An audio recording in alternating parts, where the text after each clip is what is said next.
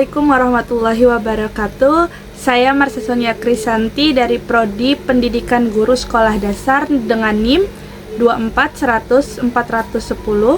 Saya akan menjelaskan kelebihan dan kekurangan dari media ajar buku cerita bagi anak-anak di sekolah dasar untuk memenuhi tugas ujian akhir semester mata kuliah Konsep Dasar Bahasa Indonesia dan Sastra oleh dosen pengampu Ibu Robiatul Munajjah, MPD.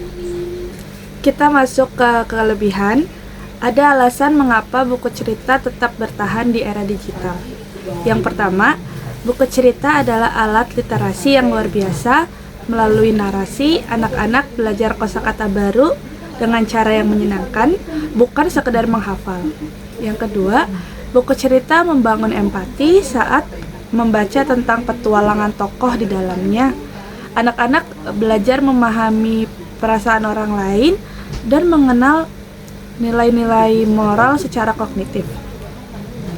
Ini merangsang imajinasi mereka lebih kuat daripada video karena otak anak dipaksa untuk memvisualisasikan sendiri kejadian di dalam cerita tersebut.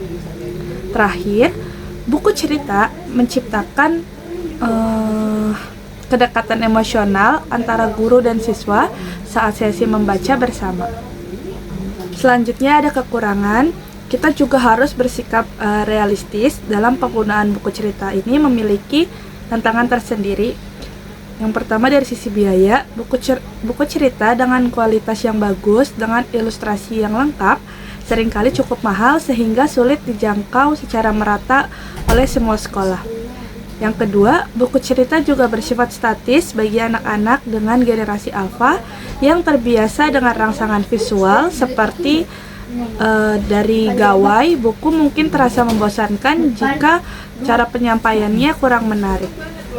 Sebagai kesimpulan, buku cerita adalah media yang tidak akan hilang oleh waktu meski memiliki keterbatasan fisik dan biaya. Kelebihannya dalam membentuk karakter dan kecerdasan bahasa jauh lebih besar. Tugas kita sebagai seorang guru adalah menjadi penghidup bagi cerita tersebut sehingga keterbatasan buku tertutup oleh kreativitas kita di dalam bercerita.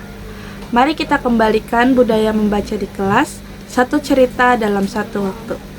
Terima kasih. Wassalamualaikum warahmatullahi wabarakatuh.